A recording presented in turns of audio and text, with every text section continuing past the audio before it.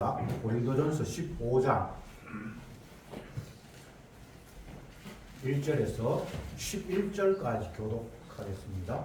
15장 1절에 형제들아 내가 너희에게 전한 복음을 너희가 알게 하노니 이는 너희가 받은 것이요 또 그 가운데 선 것이니라. 내가 너희에게 전한 그 말을 굳게 지키고 헛되이 믿지 아니하였으면 이로 말미암아 구원을 얻으리라. 내가 받은 것을 먼저 너희에게 전하였노니 이는 성경대로 그리스도께서 우리 죄를 위하여 죽으시고 장사하시는 바 되었다가 성령대로 사흘 만에 다시 살아나사 게바에게 보이시고 후에 12제자에게와 그 후에 베드로 형제에게 일시에 보이셨나니 그 중에 지금까지 3번이나 살아있고 어떤 이는 잠들었으며 그 후에 야고보에게 보이셨으며 그 후에 모든 사도에게와 맨 나중에 만삭되지 못하여 난자 같은 내게도 보이셨느니라. 나는 사도 중에 지극히 작은 자라 내가 하나님의 교회를 핍박하였으므로 사도라 칭함을 받기에 감당치 못할 자로다.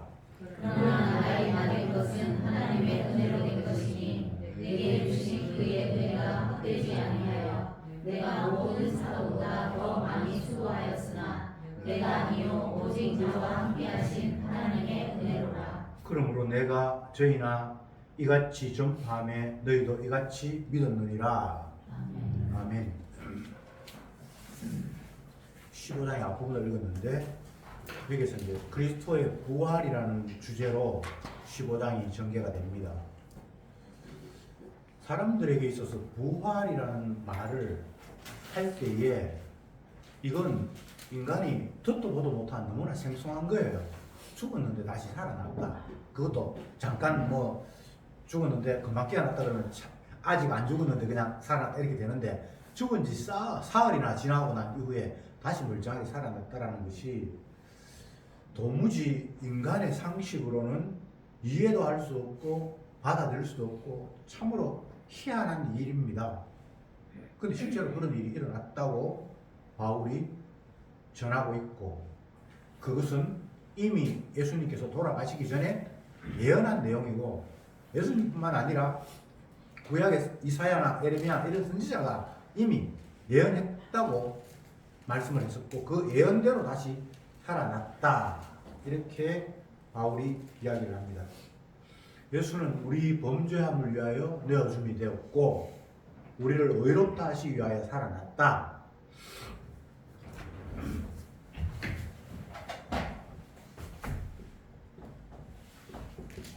죽음과 부활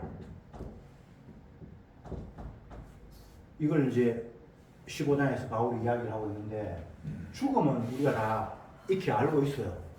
우리 주변 사람들 다 죽어가니까. 근데 부활이라는 개념은 이거 굉장히 독특하고 생소한 개념이에요. 그런데 이 내용들이 3절에 보면 내가 받은 것은 먼저 너희에게 전하노니 이는 성경대로 그리스도께서 우리 죄를 위하여 죽으시고 또 성경대로 사흘 만에 살아나사 성경대로 이미 예언을 했다는 거예요. 이사야 같은 경우에는 여호와께서 우리 무리의 죄악을 그 아들에게 담당시키셨다 그렇게 이야기를 하고 있고 또 여러 서신에서 바울은 예수님이 우리 죄를 위해서 화목 제물이 되어서 하나님 앞에 죽임을 당했다. 화목 제물이라는 것은 원래는 하나님과 제사 드리는 사람이 화목할 수 없었어요. 하나님은 죄를 싫어하시니까. 근데 그 중간에 예수님께서 자기 몸을 화목 제물로 주심으로 말미암아 화평케 하시고 이제 하나님 앞에 죄인인 우리가 용납받는 그런 일을 예수님께서 하셨다. 이 이야기를 오늘 본문에 하고 있습니다. 그러니까 이런 이야기는 교회 다니는 사람들은 너무나 많이 들었기 때문에 그냥 특별한 것도 없고 좀 식상하다고 할까요? 뭐 그 이야기 뭐 우리가 한 번도 들었나? 예수님 십자가에 못 박혀 죽으신 것. 그런데 사도들은 그 사실을 계속해서 집중적으로 이야기를 하면서 사도행전 2장에 보면 베드로가 성령을 받아서 설교를 하면서 너희가 십자가에 못 박으니 예수를 하나님이 살려서 그리스도와 주가 되게 하셨다. 이렇게 이야기를 하고 있거든요. 너희가 필요 없다고 잡아 죽인 그 예수님을 하나님이 다시 살려서 너희의 주가 되게 하셨다. 그러니까 이것은 인간들이 예수님을 취급하는 것과 아버지 하나님께서 그 아들을 취급하는 것이 달라도 너무 다르잖아요. 만약 우리가 예수님을 주로 알았다면 그분을 십자가에 못 박아 죽였겠습니까? 아니죠. 죽이게 된 근거는 하나님을 모독하고 있다. 성경을 네가 마음대로 모독하고 있다. 네가 사람이면서 하나님이라고 자기가 이야기를 하고 그렇게 하니까 하나님을 모독하는 사람은 당연히 성경에 의해서 죽임을 당해야 되는.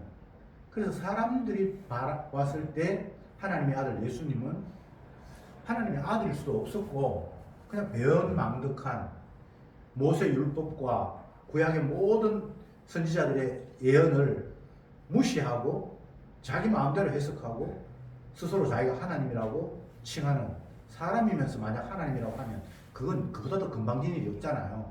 아무것도 아닌데 지가 그냥 나사렛에서 초라하게 목수의 아들로 태어났는데 자기가 하나님이라고 하니까 사람들의 관점에서는 그게 배은망덕도 그런 배은망덕이 없죠.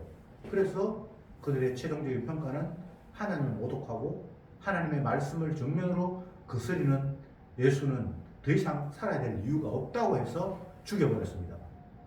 그런데 베드로가 뭐라고 이야기했다고요? 너희가 십자가에 못 박은 예수를 하나님 주와 그리스도가 되겠다.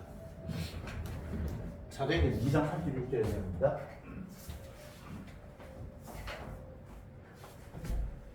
예수님에 대해서 인간의 평가, 하나님의 평가. 인간은 예수를 어떻게 생각하십니까? 죽여야 될 자라고.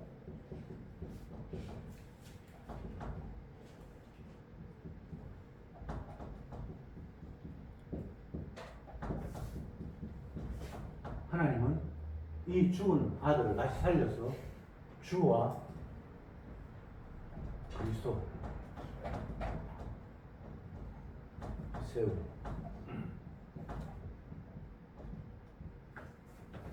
그러니까 달라도 너무 다른 거예요. 사람들이 성경을 보고 예수님에 대해서 이야기를 하고 뭐 복음을 전한다고 하는데 대부분의 경우는 그냥 인간이 상식으로 이해하는 메시아, 하나님의 아들. 그래서 그분은 능력도 많고 사랑도 많고 우리가 부족하고 어려울 때에 손 내밀면 언제든지 찾아와서 우리의 아쉬운 것을 들어주고 이런 식으로 신을 생각하고 예수님을 믿잖아요. 예수 믿는 사람들이 다 그래요. 그냥 교회 가서 막 기도하면 하나님이 내 기도 들으셨다. 간증하는 거 이야기 들어보세요. 유튜브 같은 데 그런 데 보면 연예인이나 텔레비전 뭐 탤런트 우리가 잘 아는 그런 사람들 뭐 간증하는 거 막 나와 있거든요. 그 내용이 보면 하나님 앞에 기도하니까 복 주셔서 자기가 이렇게 잘 됐다는 거예요. 근데 그것은 하나님께서 죽은 아들을 다시 살려서 주와 그리스도가 되게 하셨다는 그런 내용과는 굉장히 차이가 많죠. 그래서 인간들이 생각하는 하나님은 그냥 지 나름대로 하나님은 이럴 것이야. 하나님이니까 우리보다 능력도 많고 그분은 창조주니까 우리의 인간들의 어려운 문제는 능히 해결할 만한 그런 자질이 있을 거야. 근데 주님이 인간의 어려운 문제를 해결해 주시는 분이 아니거든요. 오늘 본문에도 봐도 사도 바울이 나의 나된 것은 주님의 은혜다. 내가 10절에 보면 그러나 나의 나된 것은 하나님 은혜로 된 것이니 내게 주신 그의 은혜가 헛되지 아니하며 내가 모든 사도보다 더 많이 수고하였으니 하였으나 내가 아니요 오직 나와 함께 하신 하나님의 은혜다. 고린도 교회에서 바울이 전서에서 기록하거나 후서에서 기록한 내용을 보면 정말 많이 고생을 했어요. 유대인들에게 법대로 40에 하나 감하는데 40대 이상은 못 때리게 돼 있어요. 잘못하면 사람이 죽으니까. 그래서 39대까지를 때린 유대법인데 그걸로 3번을 맞았고 강의 위험과 강도의 위험과 헐벗음과 굶주림과 막 고생했던 이야기를 쫙 후서에 보면 특히나 많이 기록하고 있어요. 그러면 우리가 상식적으로 아는 하나님 주님의 일꾼으로 열심히 예수를 전하는데 왜 굶게 하십니까? 왜 어려움 겪게 하십니까? 소위 말하는 간증하는 사람들이 하나님 앞에 기도하니까 내 들어주셔서 내가 이렇게 남들부터 인정 먹고 잘 살고 행복하게 됐습니다. 그게 만약 진짜 하나님이라면 사도 바울에게 하나님은 도대체 어떤 하나님이에요?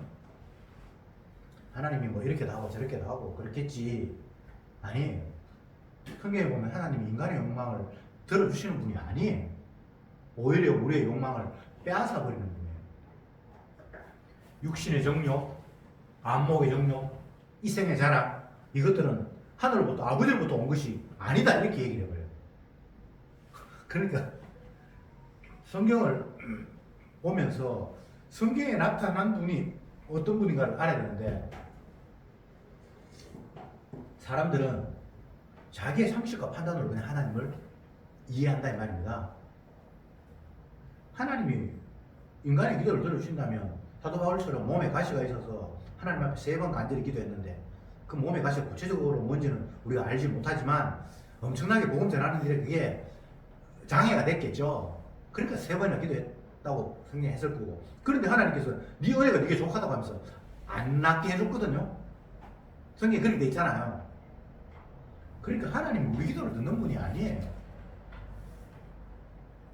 주님은 오히려 너희들이 약한 데서 내 능력이 제대로 발휘됐을 때 그게 네가 한 것이 아니라 내가 했다라고 사람들에게 인정받았을 것이다. 힘 있고 능력 있고 그렇게 해서 뭔가 척척하면 그 사람의 능력과 힘이 뭔가 일을 한 것처럼 그렇게 되는데, 정말 인간적으로 봐도 아무것도 아닌 말도 시원찮고 몸도 병들어서 골골하고 여러 가지로 봤을 때 초라하고 별 볼 일 없는데, 특히나 예수님 모습은 그랬잖아요. 이사야가 예언했죠. 그는 하나님의 아들이지만 이 세상에 왔을 때 고운 모양도 없고 흠모할 만한 풍채도 없고 사람들이 그냥 무시당하기 딱 좋을 그런 형태로 오신다고 이미 예언을 했잖아요. 예수님이 하나님인데, 하나님의 아들인데 누가 봐도 하나님의 아들이라면 삐까뻔쩍해야 되잖아요. 근데 그런 모습이 아니거든요. 심지어는 공생애가 시작이 될 때에 그 예수님이 어린 나귀를 타고 예루살렘 성전으로 올라갔다고 그렇게 돼 있어요. 어린 나귀는 어떤 의미입니까? 그 당시에 왕이나 부자들은 말 타고 호흡나게 탁 올라가는데, 예수님은 나귀도 큰 나귀도 아니고 어린 나귀, 이 나귀가 힘이 없어서 비리비리 하면서 넘어질 것 같은 그런 나귀를 타고 성전에 올라갔는데 그게 왕의 모습이라는 거예요.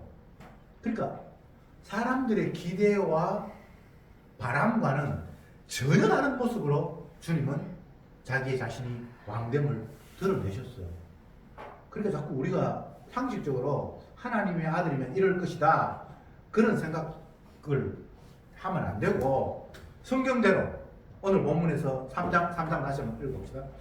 3절 15장 3절 내가 받은 것을 먼저 너희에게 전하였노니 이는 성경대로 그리스도께서 우리를 위하여 죽으시고 장사지념마 되었다가 성경대로 사흘 만에 다시 살아났어. 성경대로 이렇게 이야기했잖아요. 그러니까 사람들은 성경에 뭐 있는가 이런 거는 별로 관심이 없고, 그거 하나님의 아들이니까 죽었는데 자기 능력이 있으니까 그냥 다시 살아났지, 그럼 이건 하나님의 아들 맞아 이렇게 생각하는데, 바울은 그렇게 하지 않고 성경에 예언한 대로 그는 죽었고 성경에 예언한 대로 다시 살아났고, 그러니까 철저히 예언에 따라서 모든 것들을 평가하고 바라보는 것이 제대로 된 안목을 갖는 것이다, 이렇게 바울이 이야기를 하고 있습니다. 그런데 사람들은 성경에 그렇게 되어 있다는데 사실 관심이 없어요. 그냥 하나님이니까 당연히 이렇겠지, 우리의 상식으로. 예수님의 그 살아계실 때 그 당시에 유대인들, 종교 지도자들, 그런 사람들이 예수님을 바라보면서 나사렛에서 무슨 선한 메시아가 나올 수 있냐, 나사렛은 조그마한 마을이고 별 볼 일 없는데, 계속해서 땅의 관점으로 저분이 하나님의 아들이라면 뭐 멋있을 것이다 이렇게 자꾸 생각을 한 거예요. 근데 분명히 이사야가 예언했잖아요. 그는 고운 모양도 없고 흠모할 만한 풍채도 없고, 그래서 사람들에게 외면을 받고 쓸어버림을 당한다고 예언을 했잖아요. 그러면 그런 메시아를 기다려야지 왜 성경에 기록이 되어 있는데, 그들이 우리보다 성경 모르는 사람들 아니거든요. 날마다 성경을 연구하고 기도하고 외우고 그들의 삶이 그러해요. 그런데 그 성경의 내용은 그냥 치워버리고, 아니 나사렛에서 무슨 선한 것이 나올 수 있냐? 이건 성경의 이야기가 아니잖아요. 자기 상식이잖아요. 하나님의 아들이 어떻게 초라한 시골에서 그 목수의 아들로 태어나? 그 말이 안 되지. 헤롯궁이나 이런 데 태어나지. 성경에 그런 이야기 없는데, 공부하는 없고 궁체도 없고 사람들에게 외면받는다라는 그런 모습으로 온다고 얘기를 했는데, 그 성경은 개무시하고 자기 상식으로 메시아는 이럴 것이야.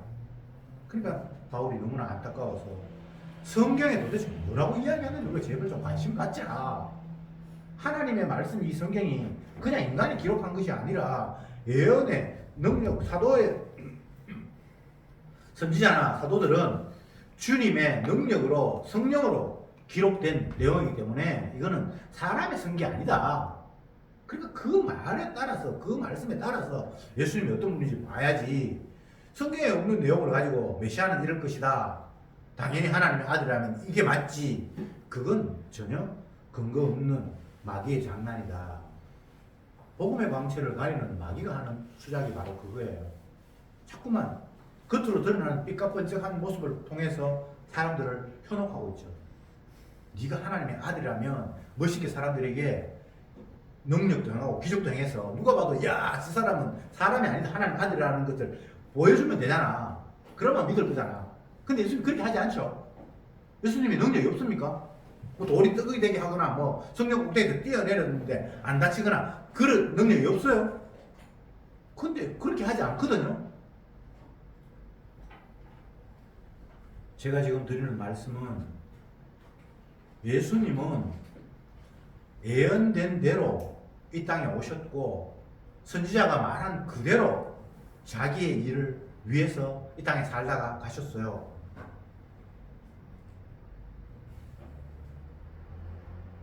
그런데 성경을 통해서 아, 예수님께서 이렇게 예언되었구나. 이사야 53장에 보면 여호와께서 우리 무리의 죄악을 그 아들에게 담당시켜줬대요. 그러니까 그 아들은 죄가 없어요. 그런데 우리 죄인들의 죄를 그 아들에게 담당시켜서 벌을 하셨대요. 그게 십자가 사건이거든요. 그런데 사람들은 그런 데 대해서 그다지 관심이 없어요. 예수님 뭐 사랑이 많아서 죽으셨지, 우리를 죽으셨지. 그러나 그게 지금 중요한 건 아니고, 그분은 지금 살아나셔서 우리에게 모든 것들을 다 제공하시고 주신다라고 약속하셨잖아. 그러니까 능력 많으신 그분 앞에 우리가 마음껏 구하고 요청을 해서 이 세상에서 삐까뻔쩍한 모습으로 믿지 않는 사람들이 볼 때도 아, 저 사람은 예수 믿는 사람으로서 복 받았구나라고 인정할 그런 삶을 살면 복음 전하는 일이 얼마나 이게 도움이 되겠냐. 너희가 복음 전한다고 하면서 교회가 뭐 철학에 뭐 비세고 페인트 칠해야 되고 이런 것보다 멋있는 건물을 탁 지어가지고 누가 봐도 와, 저 교회는 하나님 앞에 복 받아가지고 이렇게 멋있구나. 이게 인간의 아이디어인데 성경은 진짜 그렇게 안 돼 있거든요. 물론 뭐 좋은 게 좋죠. 비 새는 집보다 비 안 새는 집이 좋지. 집사님 고생하셨는데 사도 바울이 자기를 소개하면서 이렇게 이야기합니다. 9절에 나는 사도 중에 지극히 작은 자라 내가 하나님의 교회를 핍박하였으므로 사도라 칭함을 받기에 감당치 못할 자로다. 사도가 바울이 사도 중에 표면적으로는 가장 많이 일한 사람이에요. 신약 성경의 3분의 1을 사도 바울이 썼어요. 그리고 사도행전을 보면 3차에 걸쳐서 전도 여행을 다니면서 지금으로 이야기하면 뭐 그쪽 터키 지역을 지나서 고린도 그쪽에는 유럽 지역이에요. 옛날에 교통이 얼마나 안 좋았습니까? 그 많이 넓게 복음 전한다고 다녔거든요. 사도 바울이. 그리고 성경도 엄청나게 많이 썼고. 근데 본인 스스로는 뭐라고 이야기합니까? 나는 사도 중에 지극히 작은 자라. 이렇게 얘기를 했어요. 그러면서 그 이유를 내가 하나님의 교회를 핍박했다. 그래, 이런 것들이 인간의 상식으로는 이해가 안 돼요. 만약 하나님이 어떤 사람을 세워서 복음 전하는 일에 활용하신다고 그러면 예전부터 사람들에게 칭찬 듣고 열심히 희생하는 모습, 누가 봐도 그 사람은 몸된 사람이다. 그래서 그 사람이 복음 전하면 얼마나 좋겠습니까? 근데 예수 믿는 사람은 막 잡아 죽이고 악한 못된 짓을 하는 그 사람을 갑자기 주님께서 바꾸셔서 우리가 예수를 무시하고 못 박았는데 그분이 하나님의 아들이다 이렇게 전하게 했다 이 말입니다.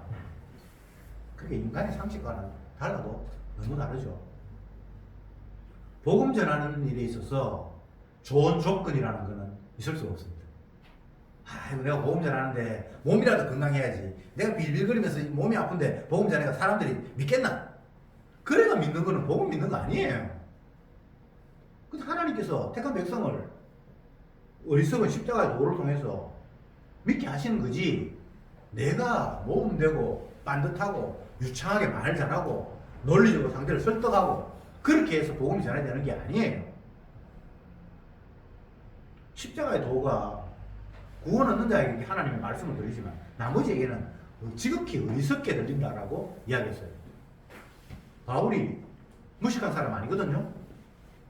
똑똑한 사람이고 공부도 많이 했고 얼마든지 언변을 가지고 상대를 설득할 수 있는 그런 능력도 있는 사람이에요. 근데 십자가의 복음을 전할 때는 그런 식으로 안 한다고 했어요. 왜? 그렇게 해서 전해지면 그게 성령이 하시는 일이 아니라 사람이 하는 거잖아요. 그러니까 어리석은 말로 십자가의 도가 저쪽이 인간 세상에서 보면 굉장히 좀 논리도 빈약하고 말이 안 되는 거예요. 십자가의 도가. 내가 죄 짓는데 제3자가 저주받는다. 이게 지금 뭐가 됩니까? 차라리 내가 죄 짓는데 우리 부모님이 내 죄를 대신해서 뭐 돈을 물어준다든지 이거는 되는데 예수님하고 우리하고 뭐 사촌이나 됩니까? 여러분 본 적도 없잖아요.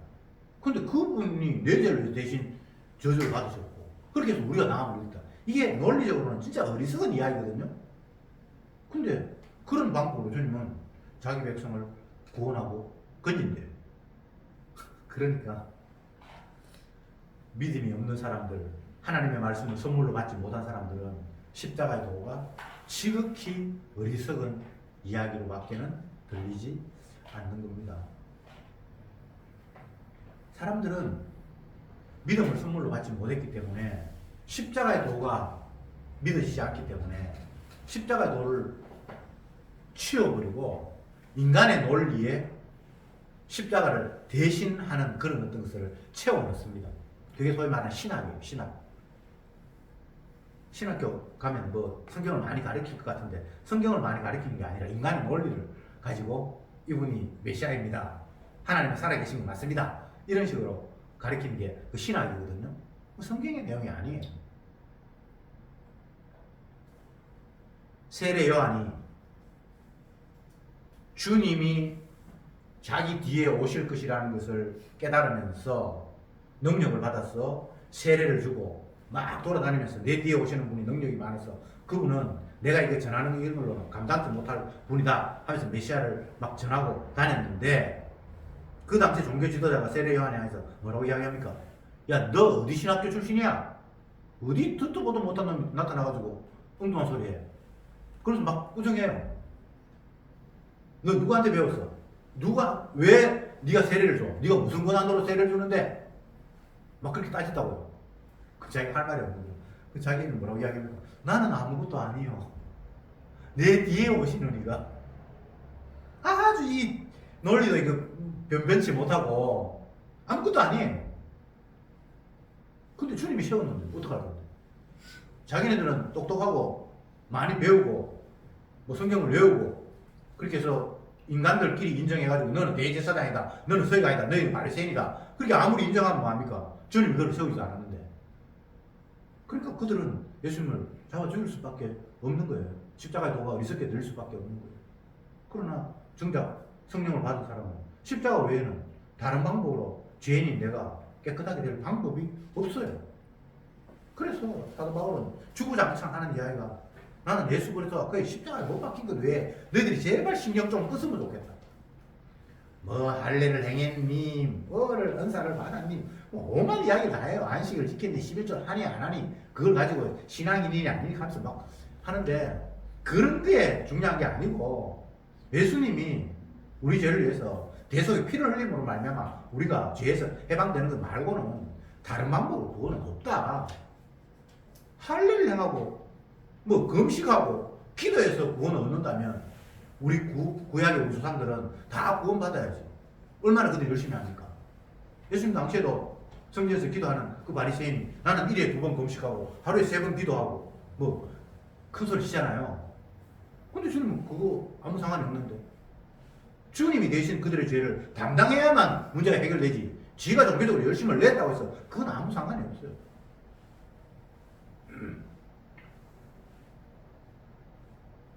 사도 바울이 복음 전하기 위해서 정말 안간힘을 쓰고 애를 쓰는데 사도행전 끝에 보면 실망하는 듯한 뉘앙스로 끝이 나요. 참 이사야가 예언했는데 이 말이 한마디도 틀리지 않았구나. 너희가 보기는 보아도 알지 못하면 듣기는 들어도 깨닫지 못하게 하셨다라고 하나님 말씀하셨는데 진짜 너희들이 꼬라지야. 그 꼬라지네. 열심히 안 한 게 아니에요. 죽도록 복음 전하기 위해서 수고를 했는데 그들이 안 받아들여지고 하니까 참 내가 전한다고 되는 게 아니구나. 내가 수고하고 애쓰다고 해서 받아들여지는 게 아니구나. 이사야가 이미 예언했는데 보기는 보아도 알지 못하고 듣기는 들어 깨닫지 못하게 했다고 말씀하시는데 그 말이 꼭 맞네. 왜 그런 말 하죠? 안 듣는다는 거예요. 사도 바울이 복음 전할 때에 지금은 그 터키 지역인데 그쪽에 이제 많이 그 길리기아 낙소에서 태어났으니까 그 사람이 그쪽에서 태어났어요.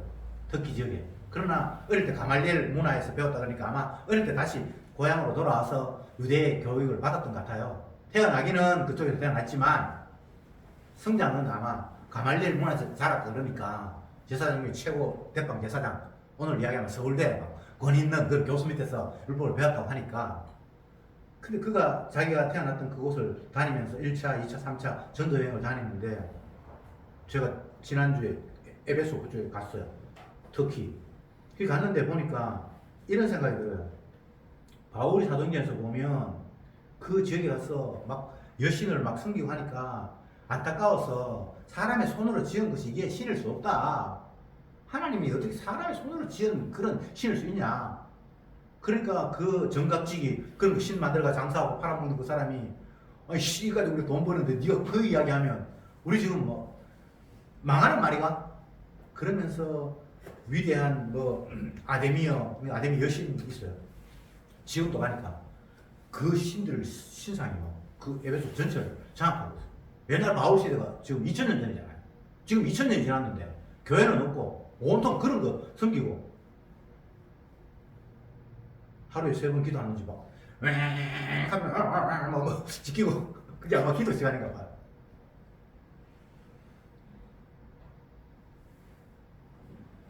복음은 사람의 논리로 상대를 설득하고 이해시켜서 받아들이는 그런 식이 아니라 그냥 어리석은 십자가에도 그가 채찍에 맞아서 우리가 나음을 입었다. 그것은 이미 아버지가 아들에게 약속한 내용이다. 내 백성의 죄를 네가 대신 담당하라고 말씀하셨는데 그래서 예수님이 이 땅에 보내졌고 그래서 그 약속대로 그쪽에서 우리를 위하여 죽으셨고 그 약속대로 3일 만에 살아나셨다.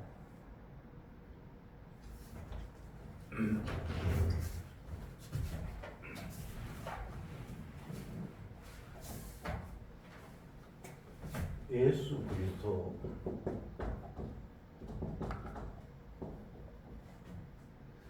예수 그리스도를 성경에서는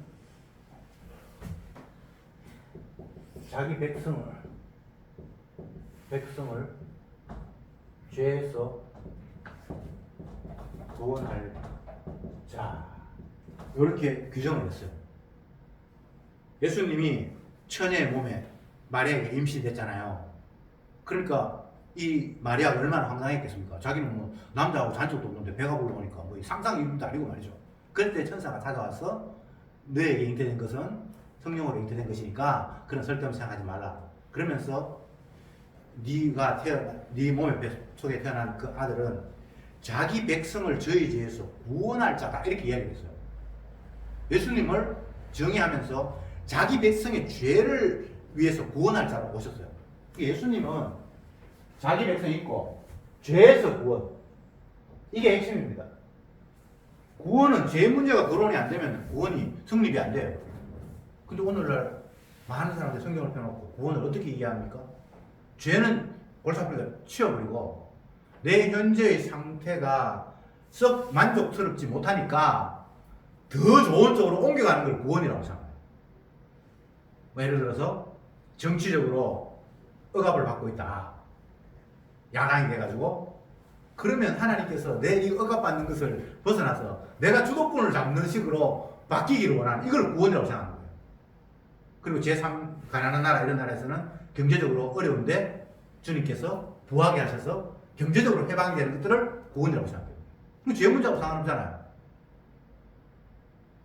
분명히 예수님은 자기 백성을 저희 죄에서 구원할 자로 이 땅에 보내셨다고 얘기를 했는데 죄 구원에 관심이 없고 그냥 구원 그러면 내 불편한 환경을 그분이 찾아오셔서 건져주셔서 좋은 환경으로 잊어요.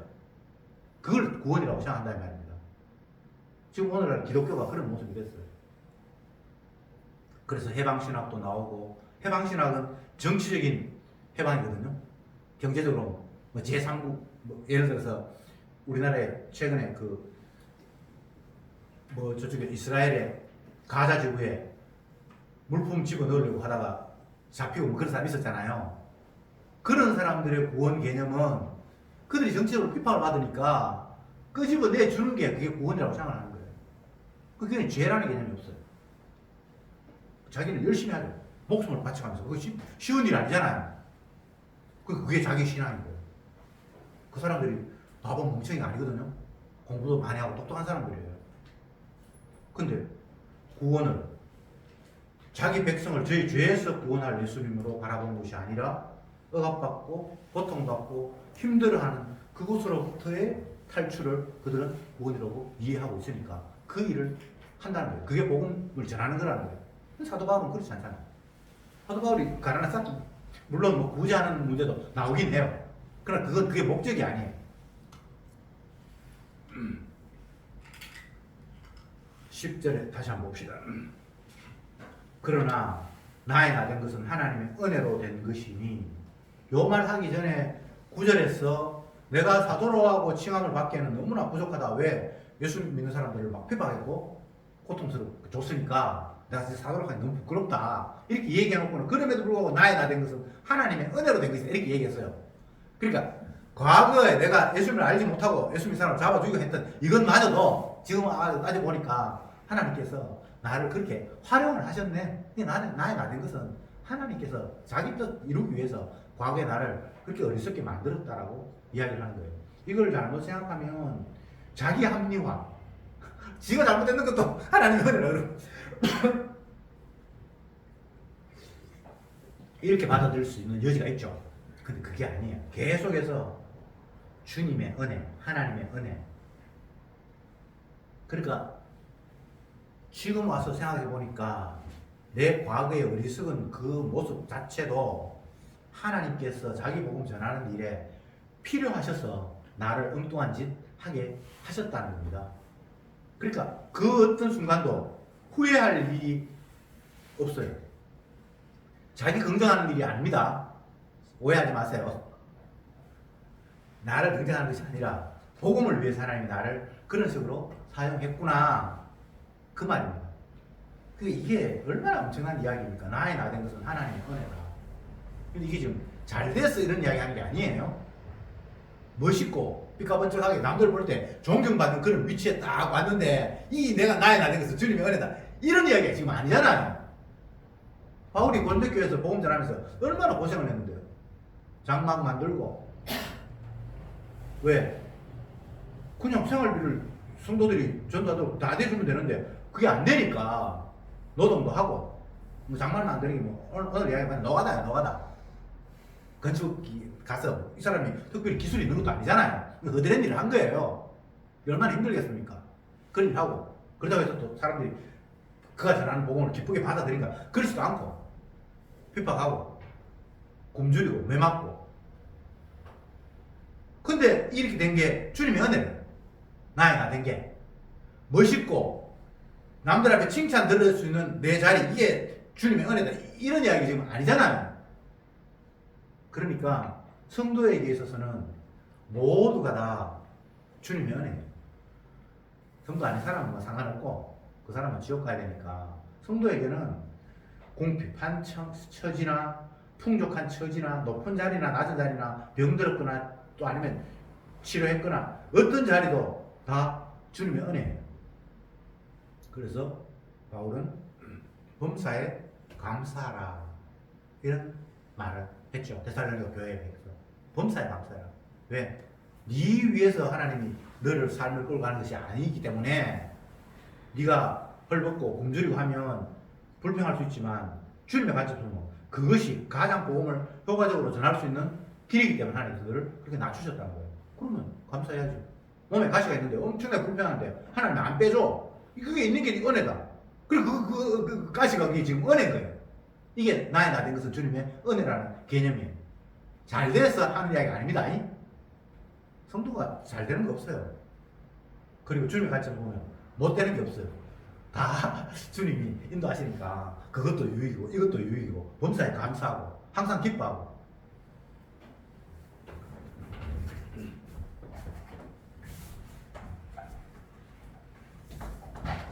바울이 예수님의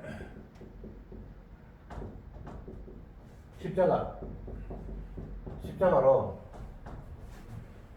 우리가 구원 얻었다.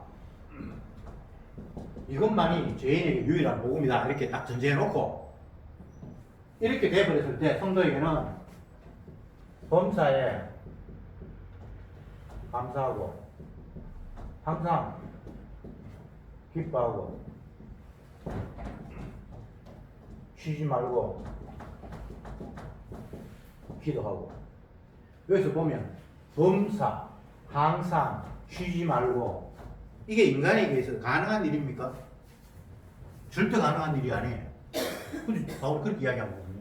이것은 우리의 행위를 초점을 맞추는 것이 아니라 이미 예수님께서 우리의 화목제물이 되셔서 우리를 위해서 십자가 지셨음으로 말미암아 결국 그 성도는 범사에 감사하는 상태에 있고 항상 기뻐할 수밖에 없는 상태에 있고 늘 주님의 앞에 쉬지 말고 기도하는 내용이 당신이 치치기 맞아서 내가 나음을 입었잖아요 라는 그 관점 안에서 기도하는 거예요. 뭐 가난한데 주님 먹을 것 주세요 이런 기도가 아니고 주님 병드는데 건강하게 해주세요 이게 밤낮 기도하는 게 아니라 내가 주님의 대속의 피 외에 다른 것에 관심을 갖지 않기를 원합니다. 당신이 채찍을 맞아서 내가 나음을 입었는데 왜 자꾸 내 관심을 다른 데로 옮겨갑니까? 그런 기도예요. 네. 그러니까 전제가 예수님이 대신 채찍에 맞았다는 게 전제될 때에 이렇게 나오지. 예수님 십자가로 구원했다는 게 없이 범사에 감사하라, 항상 기뻐하라, 쉬지 말고 기도하라 그러면 뭐 새끼도 나와야 되고 금요 철기도 나와야 되고 엉뚱한 이론이 이제 만들어지겠죠. 에이씨 또 사기당했네. 돈 띠있네. 그렇지만 뭐 범사에 감사하라 하니까 감사하자. 그러니까 교회 헌금 봉투에 감사한금 해가지고 사기당하게 하시면 감사합니다 하면서 서경수 집사 그렇게 또 올릴 사람이 있습니다. 지금 우리는 묻지만 그게 현실적으로 이 엉터리 없는 기독교 속에서 일어나고 있는 일이잖아요. 그럼 마치 신앙이 대빵인 것처럼 그렇게 느끼지잖아요. 전혀 그런 이야기가 아닌데. 그러니까 주님이 너 위해서 십자가 지셨는데 뭘 그게 다른 게 그렇게 신경을 써요. 이 말이거든요. 그가 채찍에 맞으면 우리가 나음을 입어버렸어요. 이건 미래형이 아니라 이미 현재 완료예요.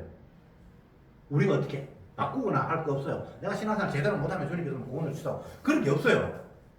십자가 지셨으니까 그가 채찍에 맞은 거 맞고 그가 채찍에 맞음으로 자기 백성은 주님이 그 죄를 사해버렸어요. 그게 주님의 약속이잖아요. 그것 외에 제발 다른 데 관심 꺼. 그건 마귀의 유혹이야. 복음의 광채 십자가를 가리려는 마귀의 술수야. 근데 신경 쓰지 마.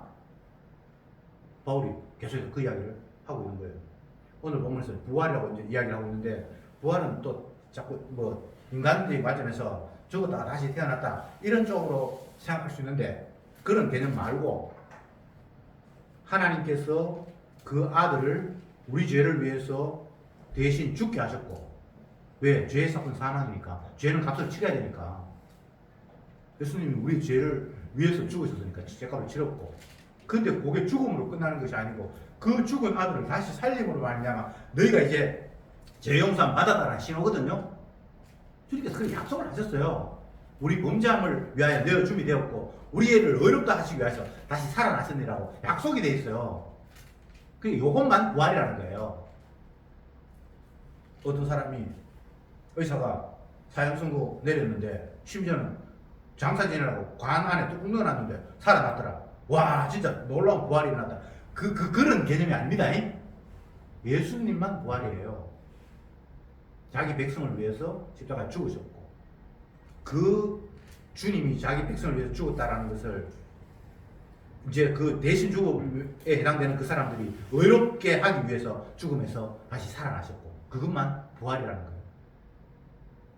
죽었다가 아무리 다시 살아나도 그건 부활이 아니고 그러니까 철저히 주님의 약속에 따라서 모든 것들을 바라볼 때에 아 주님이 이렇게 일하셨구나 주님은 이런 분이구나 그래서 결국은 주님의 일하심 앞에 성도는 아멘 하며 찬송하며 따라갈 수밖에 없는 그런 상태에 놓이게 됩니다. 기도합시다. 주님 감사합니다. 사도 바울을 통해서 전해지는 기쁜 소식은 다른 것이 아니라 예수님이 우리 죄를 위해서 화목제물이 되셔서 십자가에 피 흘려 돌아가셨다는 사실 그리고 이제 너희들이 죄 용서 받았다 의롭게 되었다는 사실을 확정하기 위해서 죽은 아들을 다시 살려서 부활시켰다라는 이 놀라운 소식 이것이 죄인에게 전파되는 유일한 복음임을 오늘 말씀을 통해서 확인했습니다. 주님의 약속 외에 다른 것에 마음 빼앗기지 말게 하옵소서. 예수님의 이름으로 기도드립니다. 아멘.